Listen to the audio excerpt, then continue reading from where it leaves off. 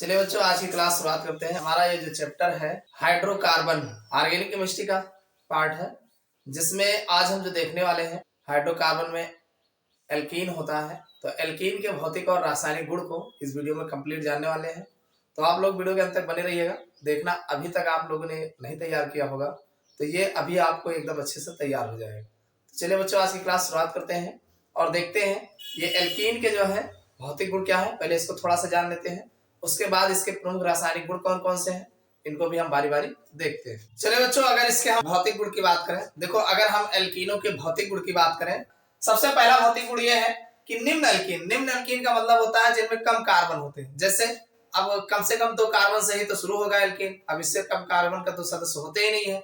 तो C2 से लेकर के C4 कार्बन वाले यानी 3 C2 C3 C4 यानी ये 3 ऐसे कंपाउंड है, इतने यौगिक है जो रंगहीन गैसें हैं, यानी ये रंगहीन होती है और गैस होती है। और C5 से लेकर C17 कार्बन युक्त यानी C3 से C4 तक रंगहीन गैस हो गया, और C5 से लेकर C17 कार्बन युक्त एल्कीन द्रव है, यानी भाई सबसे पहले गैस होगा तो उसके बाद द्रव होगा। तो ये 17 तक के कार्बन युक्त एल्कीन जो होते हैं वो द्रव होते हैं, और इससे आगे 17 के बाद 18 या 18 से आगे जितने भी सदस्य होते हैं एल्कीनों के, ये सब उसी समजात के ठोस होते हैं। समझ में आ गया ना? यानी C2 से लेके C4 तक के रंगहीन गैस हो जाएगा, और C5 से लेकर के C17 तक के जो है द्रव हो जाएंगे, और उसके आगे के जितने भी सदस्य होते हैं वो समजात ठोस होते हैं। तो समझ में आ गया पहला पॉइंट। दूसरा पॉइंट इनका ये है कि एथिलीन के अतिरिक्त ये जो एथिलीन है ना, एथिलीन ये गंधयुक्त होता है, एथिलीन में गंध होता है। इसके अलावा जितने भी सदस्य होते हैं ये रंगहीन, ये जो है रंगहीन व गंधहीन ठोस है, यानी रंगहीन भी होते हैं, इनमें रंग कोई नहीं होता और ना इसमें कोई गंध होती है, और रंगहीन गंधहीन ठोस होते हैं। समझ में आ गया ना? एथिलीन पहली बात तो गैस है, और दूसरी बात क्या है, ये जो है गंधयुक्त होता है। इसके अलावा जो इनके सदस्य होते हैं वो रंगहीन और गंधहीन और ठोस होते हैं। समझ में आ गया दूसरा पॉइंट। तीसरा पॉइंट ये है, ये जो है ये जल से हल्के, यानी जल से कैसा होते हैं, हल्का होता है, यानी इनके जो सदस्य होते हैं एल्कीनों के जल से हल्के होते हैं, यानी जल के ऊपर हल्के। अगर आप इनको जल में डालोगे तो जल के ऊपर ही तैरेंगे, नीचे नहीं जाएंगे। तो जल से हल्के होते हैं, और दूसरी बात ये जल में आबिले होते हैं, यानी जल में डालोगे तो जल के ऊपर ऊपर दिखेगा, जल में घुलेगा नहीं। तो जल में आबिले होते हैं। इनके अणुभार बढ़ने के साथ जल में इनकी वलयता घटती है, यानी जैसे जैसे अणुभार बढ़ेगा वैसे वैसे इनकी वलयता घटती जाती है। समझ में आ गया नहीं? तो ये जो है इनके मुख्य जो है भौतिक गुण है। पहला गुण समझ में आ गया होगा। C2 से लेके C4 तक के एथिलीन होते हैं, ये जो है गैस होती है, और C5 से लेकर के C17 तक के जो है द्रव होते हैं, और इनके आगे के जो सदस्य होते हैं वो समझा ठोस होते हैं। और दूसरा हमने आपको बताया एथिलीन, यानी एथिलीन गंधयुक्त होता है। इसके अलावा इनके जितने भी सदस्य होते हैं वो रंगहीन और गंधहीन ठोस होते हैं। और तीसरा हमने कहा ये जल से हल्के होते हैं तथा जल में आबिले होते हैं। भाई एथिलीन ऑर्गेनिक कंपाउंड है, तो ऑर्गेनिक कंपाउंड सब के सब जल में आबिले होते हैं, ये आपको अच्छे से पता है। तो ये तुझे ये कहां से भूल जाएगा? तो वही कहा गया कि ये जो है जल से हल्के होते हैं और जल में आबिले होते हैं, और जैसे जैसे इनका अणुभार बढ़ता जाता है वैसे वैसे इनकी विलयता जो है घटती जाती है। समझ में आ गया? तो ये इनके कुछ प्रमुख भौतिक गुण थे। अब हम इनके प्रमुख रासायनिक गुणों को देख लेते हैं जो काफी ज्यादा इंपॉर्टेंट होते हैं। देखो बच्चों, अगर इसके हम रासायनिक गुणों की बात करें तो सबसे पहला रासायनिक गुण जो हमने लिया है वो है हाइड्रोजनीकरण। अब ये हाइड्रोजनीकरण क्या है एक बात जान लेना। ये हाइड्रोजनीकरण की प्रक्रिया क्या होती है ये आपके दिमाग में होना चाहिए। क्यों? क्योंकि एक बार अगर आप समझ जाते हैं तो जितने भी रासायनिक गुण कहीं पर भी पढ़ते हैं, अगर हाइड्रोजनीकरण होता है तो आप अच्छे से समझ जाओगे। देखो हाइड्रोजनीकरण में हाइड्रोजन जुड़ता है, क्या होता है? हाइड्रोजनीकरण अगर कहा जाए तो हाइड्रोजन ऐड होता है। अब हाइड्रोजन ऐसे तो ऐड नहीं होगा, किसी न किसी उत्प्रेरक की उपस्थिति में ऐड होता है। तो यहाँ पर हम जो है लिंडलार उत्प्रेरक की उपस्थिति में ऐड कराएंगे। किसकी उपस्थिति में? लिंडलार उत्प्रेरक की उपस्थिति में ऐड कराएंगे। तो जब हाइड्रोजन का ऐड होता है तो वह प्रक्रिया हाइड्रोजनीकरण कहलाती है। समझ में आ गया? अगर कह दिया जाए बी हाइड्रोजनीकरण तो इसका मतलब बी अगर लगा दिया जाए तो मतलब हाइड्रोजन का बाहर निकलना जो है बी हाइड्रोजनीकरण कहलाता है। समझ में आ गया ना? तो हाइड्रोजनीकरण की प्रक्रिया है। तो चलिए देखते हैं। जैसे हमारा ये एथिलीन है, मान लीजिए CH3 CH2 ये हमारा मेथ एथ प्रोप, ये हमारा प्रोपीन है। आयोपेक्सी नेम अगर देखोगे इसका तो प्रोपीन होगा, सामान्य नेम प्रोपलीन होगा। ठीक, तो ये आपका प्रोपीन है। प्रोपीन पर हम जो है H2 का योग कराएंगे इन प्रेजेंस ऑफ लिंडलार उत्प्रेरक की उपस्थिति में, निकल उत्प्रेरक की उपस्थिति में, अथवा Pd प्लस CaCO3 दोनों में से कोई लेंगे तो ये हमारा लिंडलार उत्प्रेरक हो जाएगा। कब? Pd plus CaCO3। भाई लिंडलार अगर ले रहे हैं Pd प्लस CaCO3 ये लिंडलार उत्प्रेरक होता है, इनके प्रेजेंस में जो है ये H2 योग होगा क्या? कुछ नहीं भाई, एक हाइड्रोजन इधर लगा देंगे और एक हाइड्रोजन इधर लगा देंगे, तो जो डबल बॉन्ड लगाए हो मजबूरन में सिंगल बॉन्ड हो जाएगा। जैसे वैलेंसी पूरी होगी सिंगल बॉन्ड हो जाएगा, तो एक हाइड्रोजन इधर लगा एक इधर लगा तो बस, तो ये आपका बन जाएगा CH3 CH2 CH3। तो ये कौन है? ये तो एल्केन है। कौन है? एल्केन। मतलब मैथ एथ प्रोप ये हो जाएगा प्रोपेन, यानी इन से एन हो जाएगा भाई। भाई डबल बॉन्ड से सिंगल बॉन्ड में चेंज हो जाएगा। समझ में आया कि नहीं? तो समझ में आ गया होगा। ये अपक्रिया हाइड्रोजनीकरण पहली अपक्रिया हो गई। चलो दूसरी देख लेते हैं। चलिए बच्चों, अगला जो इसका रासायनिक गुण है वो है अम्लों की अपक्रिया। अम्लों मतलब जैसे अम्ल कैसे होते हैं भाई? HCl अम्ल है, HBr अम्ल है, तो इस टाइप के अम्ल की बात किया गया है। तो जो अम्लों का योग होता है किस पर? एल्कीनों पर। और किस पर? एल्कीनों पर जो अम्लों का योग होता है वो मार्कोनी काप के नियमानुसार होता है। किसके अनुसार होता है? मार्कोनी काप के नियमानुसार होता है। अब ये मार्कोनी काप का नियम क्या कहता है? तो भाई मार्कोनी काप का नियम ये कहते हैं कि अगर हम अनसैचुरेटेड एल्कीन पर, किस पर? अनसैचुरेटेड यानी असंतृप्त एल्कीनों पर अगर हम HBr HCl या कुल मिला के HX का योग कराते, H मतलब हाइड्रोजन, X मतलब कोई हाइड्रोजन, तो अगर हम HX का योग कराते हैं तो भाई HX यही तो है, यही तो है। अब यहाँ पर अगर आप HCl भी ले सकते हो, HBr भी ले सकते हो, तो ये ऋणात्मक हो गया, धनात्मक नहीं होगा। तो कुल मिला के असंतृप्त एल्कीनों पर, असंतृप्त एल्कीन का मतलब क्या हुआ? जैसे CH3 CH double bond CH2, तो इसमें डबल बॉन्ड दिख रहा है तो ये असंतृप्त एल्कीन हो गया ना। तो अगर इस पर अगर हम HX का योग कराते हैं, इसको जोड़ते हैं, तो भाई इसमें एक नेगेटिव होगा एक पॉजिटिव होगा। तो अम्ल का ऋणात्मक भाग ये वाला, नेगेटिव वाला ऋणात्मक भाग। भाई समस्या ये है कि यहाँ अगर हमें इसको जोड़ना है तो हाइड्रोजन कहाँ लगाए, हाइड्रोजन कहाँ लगाए, कंफ्यूजन होगा ना। तो इसी को दूर करने के लिए एक नियम बताया गया है जिसे मार्कोनी काप का नियम कहा जाता है। और मार्कोनी काप का नियम ये कहता है कि अगर हम अनसैचुरेटेड एल्कीन पर यानी असंतृप्त का बोला जाना, जब डबल बॉन्ड लग रहा है, ट्रिपल बॉन्ड लग रहा है, वो का असंतृप्त कहा जाता है। तो हम बात एल्कीन की कर रहे हैं ना कि एल्काइन की, ठीक। तो असंतृप्त एल्कीन पर अगर हम हाइड्रोजन हाइड्राइडो का योग कराते हैं तो अम्ल का ऋणात्मक भाग, कौन सा भाग? अर्जुन ऋण आवेश है भाई। अम्ल का ऋणात्मक भाग उस कार्बन, अब चाहे इधर जुड़े चाहे इधर, तो एक फिक्स पोजीशन है, उस कार्बन परमाणु से जुड़ता है जिस पर हाइड्रोजन की संख्या सबसे कम होती है। तो इधर देखो, ये कार्बन पर 2 हाइड्रोजन लगा है और इस कार्बन पर 1 हाइड्रोजन लगा है, तो यही तो लगेगा। तो कुल मिलाकर ये X जो है यहाँ लग जाएगा इसके पास, और हाइड्रोजन मजबूरन फिर इधर लग जाएंगे और ये डबल बॉन्ड हो जाएगा सिंगल। समझ में आया? ये किसके अनुसार है? ये मार्कोनी काप के नियमानुसार है। बहुत इंपॉर्टेंट है, इंटर में भी काम आएगा। तो यहाँ पर एग्जाम्पल ले लेते हैं। जैसे मान लीजिए हमारे पास एक कंपाउंड है RCH डबल बॉन्ड CH2, ये हमारा एल्कीन है। कौन है? एल्कीन। और इस एल्कीन पर हम मान लीजिए HX की अपक्रिया करा दिए, योग करा रहे हैं, और जब HX का योग कराएंगे तो X जो नेगेटिव वाला है यहाँ लगा देंगे और H यहाँ लगा देंगे, तो ये हमारा बन जाएगा RCH और इसी का बगलिया X लिख देंगे और इधर हमारा हो जाएगा CH2 लिखे रहा पहले, एक हाइड्रोजन और हो जाएगा CH3 हो जाएगा। समझ में आया कि नहीं? तो इस तरीके से एक दूसरा देख लेते हैं। तो दूसरा हमारा जैसे R की जगह पे हम CH3 ले लेते हैं और यहाँ पे CH हो जाएगा डबल बॉन्ड और ये CH2 हो जाएगा। अगर हम इस पर HBr ले लेते हैं, ये हाइड्रोजन ब्रोमाइड है, ये भी अम्ल है भाई, और ये हमारा मेथ एथ प्रोप, ये हमारा प्रोपीन हो जाएगा। प्रोपीन पर जब योग कराएंगे तो Br हमारा यहाँ लग जाएगा और H हमारा यहाँ लग जाएगा, तो बन जाएगा CH3 CH और इधर जो है ये Br हो जाएगा और ये हमारा CH3 हो जाएगा। अगर इसके नाम की बात करें तो भाई दूसरे पर ब्रोमो लगा है तो 2 ब्रोमो हो जाएगा और मेथ एथ प्रोपेन हो जाएगा, प्रोपेन। समझ में आया कि नहीं? और सुनिए, अगर दो कार्बन वाला अगर डबल बॉन्ड वाला रहेगा तो चाहे जिधर लगा देना दोनों बराबर रहेगा।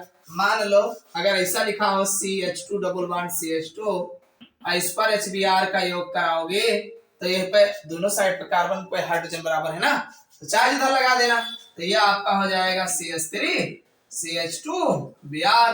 तो इस पर यह लागू नहीं होगा, लागू होगा जब दो कार्बन से अधिक कार्बन होगा, तब आपके अंदर कंफ्यूजन हो हाइड्रोजन किधर लगाए और Br Cl किधर लगाए। तो वहां पर ये मार्कोनी काप के नियमानुसार जोड़ा जाता है। जहां पर हाइड्रोजन की संख्या सबसे कम होगी वहीं पर हम निगेटिव वाला भाग लगाएंगे। किसके अनुसार? मार्कोनी काप के नियमानुसार। समझ में आ गया ना? चलो दूसरा देखते हैं। देखो बच्चों, अगला जो नियम है वो है एंटी मार्कोनी काप का नियम। अब चाहे आप एंटी मार्कोनी काप का नियम कहो, चाहे खैरस प्रभाव कहो और चाहे पेरोक्साइड प्रभाव कहो, तो इसका क्या मतलब है? इसका मतलब ये है कि अगर हम मान लीजिए असंतृप्त एल्कीनो, भाई एंटी कह रहा है ना, एंटी का मतलब अपोजिट। किसके अपोजिट? मार्कोनी काप के नियम के अपोजिट। भाई एंटी मार्कोनी काप, एंटी मतलब होता है अपोजिट, यानी जो काम आपने मार्कोनी काप के नियम में कहा है उसको अपोजिट कर दीजिए, बस आपका बन जाएगा एंटी मार्कोनी काप का नियम। तो अब ये एंटी मार्कोनी काप का नियम क्या कहता है? एंटी मार्कोनी काप के नियमानुसार अगर देखा जाए तो भाई अगर हम असंतृप्त एल्कीनो पर हाइड्रोजन अम्लों का योग कराते हैं तो अब की बार अम्ल का धनात्मक भाग, कौन सा भाग? धनात्मक भाग उस कार्बन परमाणु से जोड़ते हैं जिस पर हाइड्रोजन की संख्या सबसे कम होती है। समझ में आया कि नहीं? और ये किसके उपस्थिति में होता है? ये जो है पेरोक्साइड के उपस्थिति में होता है। किसके उपस्थिति में? पेरोक्साइड के उपस्थिति। चाहे पेरोक्साइड ले लो या कोई उत्प्रेरक ले लीजिए, तो इनकी उपस्थिति में यह क्रिया होती है, तो इसीलिए इसे पेरोक्साइड प्रभाव, भाई पेरोक्साइड उत्प्रेरक की उपस्थिति में करा रहे हो तो पेरोक्साइड प्रभाव, या इसका दूसरा नाम खैरस प्रभाव भी कहा जाता है। यानी आपसे एग्जाम में खैरस प्रभाव के नाम से पूछा जाए तब भी यही लिखना है, और अगर एंटी मार्कोनी काप का नियम कहा जाए तब भी यही लिखना है। कैसे? चलिए देखते हैं। इसमें मान लीजिए हमारा R है, ये CH है, डबल बॉन्ड CH2, ये हमारा एल्कीन है। कौन है ये? एल्कीन है। और एल्कीन पर अगर हम HX का योग कराएंगे, कब कराओगे? एक बात ध्यान रखना, यहाँ पर पेरोक्साइड होगा। क्या होगा? पेरोक्साइड। अगर पेरोक्साइड नहीं है तो मार्कोनी काप का नियम लगाना, अगर पेरोक्साइड या उत्प्रेरक लिखा गया है तो एंटी मार्कोनी काप का नियम लगाना। समझ में आएगी? यही मेन बात है। तो यहाँ पर पेरोक्साइड लिखा है तो अब की बार ऋणात्मक नहीं जोड़ेंगे, अब की बार धनात्मक वाला जोड़ेंगे। इसको लाके यहाँ जोड़ देंगे और इसको यहाँ जोड़ देंगे। समझ में आएगा? धनात्मक वाला उस कार्बन परमाणु से जोड़ेंगे जिस पर हाइड्रोजन की संख्या सबसे कम होती है। तो यहाँ हाइड्रोजन कम है, इसको हाइड्रोजन को लाके यहाँ जोड़ देंगे। समझ में आएगा? तो ये हमारा हो जाएगा R और ये बन जाएगा CH2 और ये CH2 है, ये है X हो जाएगा। समझ में आएगा नहीं? चलो अगला देख लेते हैं। यहाँ पर हम CH3 ले लेते हैं और ये CH है डबल बॉन्ड CH2, इस पर हम जो है HBr का योग कराएंगे। कब कराओगे? पेरोक्साइड की उपस्थिति में। तो जब पेरोक्साइड की उपस्थिति में कराएंगे तो ये H हमारा इधर लग जाएगा, Br हमारा इधर लग जाएगा। तो ये हमारा बन जाएगा CH3 और ये CH2 और ये हो जाएगा Br। इसका नाम बन जाएगा 1 ब्रोमो और प्रोपेन। समझ में आया? तो ये है आपका पेरोक्साइड प्रभाव कह सकते हो या खैरस प्रभाव कह सकते हो या एंटी मार्कोनी काप का नियम कहते हैं। तो एंटी मार्कोनी काप का नियम ये कहता है कि अगर हम असंतृप्त एल्कीनो पर हाइड्रोजन हाइलाइडो का योग कराते हैं तो पेरोक्साइड की उपस्थिति में हाइड्रोजन हाइलाइड का जो धनात्मक भाग होता है उस कार्बन परमाणु से जुड़ता है जिस पर हाइड्रोजन की संख्या सबसे कम होता है। समझ में आ गया? चलो अगला देख लेते हैं। अगला रिएक्शन है हमारा कि एथिलीन का ऑक्सीकरण। एथिलीन जानते हैं ना, CH2 डबल बॉन्ड CH2, यही एथिलीन है। ठीक, तो एथिलीन का ऑक्सीकरण। अब एथिलीन के ऑक्सीकरण की अगर हम बात करें तो ऑक्सीकरण हम केमेनोफोर से कराएंगे। किससे कराएंगे? ठंडे व तन केमेनोफोर, गर्म नहीं, ठंडे व तन केमेनोफोर से अगर एथिलीन का ऑक्सीकरण कराते हैं तो क्या बनता है? एथिलीन ग्लाइकॉल बनता है। कैसे बनता है देख लेते हैं। सबसे पहले हम क्या करते हैं? केमेनोफोर जो है जल से अब क्रिया करा के देख लेते हैं। भाई केमेनोफोर का फार्मूला है KMnO4। इस पर अगर हम H2O से अब क्रिया कराते हैं, देखो भाई इसको दो पार्ट के जब लोगे तो एक हमारा बन जाएगा, एक तो हमारा 2MnO2 बन जाएगा और एक हमारा KOH बन जाएगा, और फिर जो 3 नेसेंट ऑक्सीजन निकलेगा। समझ में आया नहीं? अब ये जो है नेसेंट ऑक्सीजन निकला है, ये हमारा CH2 double bond CH2 ethylene है, इस पर H2O और साथ में जो है ये नेसेंट ऑक्सीजन, इसके साथ अब क्रिया कराएंगे। आपको पता है कि H2O में एक ऑक्सीजन और दे दिया जाएगा, H2O2 बन जाएगा। तो ये H2O2 जो है ये OH लिखा जा सकता है, एक OH इधर लगा देंगे, एक OH इधर लगा देंगे, डबल बॉन्ड को सिंगल कर देंगे। तो ये हमारा आराम से बन जाएगा CH2OH और फिर जो है CH2OH, और इसका नाम एथिलीन ग्लाइकॉल है। क्या है? एथिलीन ग्लाइकॉल है। समझ में आया नहीं? इसका नाम एथिलीन ग्लाइकॉल है। ये एथिलीन है ही है। तो कहने का मतलब ये है कि जब हम एथिलीन पर जो है KMnO4 के ठंडे और तल विलयन के साथ जो है इसका ऑक्सीकरण कराते हैं तो हमें एथिलीन ग्लाइकॉल प्राप्त होता है। काफी ज्यादा इंपॉर्टेंट है, एग्जाम में आपके कई बार पूछा गया है। चलिए अगला देख लेते हैं। भाई अगला रिएक्शन अगर देखें तो अगला रिएक्शन है ओजोन से क्रिया। किसकी अपक्रिया? ओजोन से क्रिया। अगर हम एथिलीन की अपक्रिया ओजोन से कराते हैं तो ये ओजोनाइड बनता है। क्या बनता है? ओजोनाइड बनता है। और ओजोनाइड का अगर हम जिंक के साथ अपक्रिया कराते हैं तो हमारा जो है एल्डिहाइड यानी फॉर्मल्डिहाइड प्राप्त होता है। कैसे प्राप्त होता है चलिए देख लेते हैं। देखो ये हमारा एथिलीन है, CH2 डबल बॉन्ड CH2। अगर इस पर हम O3 की अपक्रिया कराते हैं, कब? कार्बन टेट्राक्लोराइड की उपस्थिति में। ध्यान रखना, कार्बन टेट्राक्लोराइड की उपस्थिति में O3 के साथ अपक्रिया कराते हैं। तो जब कराओगे तो ये इस तरीके से कुछ बनेगा, CH2 और एक CH2 यहां लिख देना, एक ऑक्सीजन इधर से जोड़ देना, एक ऑक्सीजन इधर से, और बीच में यहां से जोड़ देना। तो ये हमारा ओजोनाइड बन जाएगा, ओजोनाइड, जिसे आप एथिलीन ओजोनाइड कह सकते हैं। और इसको अगर हम Zn जिंक उत्प्रेरक की उपस्थिति में गर्म कर देते हैं तो देखो क्या बनेगा, एक इधर से ये निकल जाएगा, इधर से ये निकल जाएगा, HCHO ये हो जाएगा, HCHO ये हो जाएगा, और एक ऑक्सीजन जिंक ले लेगा, ZnO बना लेगा। तो ये हमारा दो पार्टिकल जो है HCHO बन जाएगा और साथ में ZnO बन जाएगा। समझ में आया नहीं? तो ये हमारा फॉर्मल्डिहाइड है। क्या है? फॉर्मल्डिहाइड है। समझ में आया नहीं? कहने का मतलब ये है, बड़ा आसान है। आसान कैसे है कि जब हम एथिलीन की अपक्रिया, कौन से है? एथिलीन है भाई। एथिलीन की अपक्रिया कार्बन टेट्राक्लोराइड की उपस्थिति में ओजोन के साथ कराते हैं तो एथिलीन ओजोनाइड बनता है, जिसका जिंक के साथ गर्म करने पर फॉर्मल्डिहाइड प्राप्त होता है। समझ में आ गया ना? अरे ये जिंक जो है एक ऑक्सीजन ले लेगा, ZnO बना लेगा, इधर से आप काटोगे तो HCHO ये हो जाएगा, HCHO ये हो जाएगा। समझ में आया नहीं? तो इस तरीके से। चलो अगला रिएक्शन देख लेते हैं। देखो भाई अगली अपक्रिया है बहुलकीकरण। बहुलकीकरण क्या होता है? देखो भाई कम अणुभार वाले सरल अणु आपस में ढेर सारे संख्या में आपस मिलकर जब एक जटिल अणुभार वाले यौगिक बनाते हैं तो यह प्रक्रिया जो है बहुलकीकरण कहलाती। समझ में आया? बहुलकीकरण किसे कहते हैं? जब कम अणुभार वाले सरल अणु आपस में मिल करके बृहद अणुभार वाले एक अणु का निर्माण करते हैं तो यह प्रक्रिया बहुलकीकरण कहलाती। अब इसमें जो आपका एथिलीन होता है ये 100 से 300 डिग्री सेल्सियस ताप पर और 1000 वायुमंडलीय दाब पर ये जो है गर्म होकर के ये पॉलीथीन बनाते हैं। कौन सा पॉलीथीन? वही पॉलीथीन जो आप लेकर के बाजार से आते हो। समझ में आ गए? चलो देखते हैं कैसे बनाते हैं। ये आपका N पार्टिकल हो जाएगा, CH2 डबल बॉन्ड CH2, इसका नाम है एथिलीन, वही एथिलीन, एथिलीन जिसे बोलते हो। अब ढेर सारे अणु जो है भाई ये N पार्टिकल आपने लिया है, अब कब लिए हो?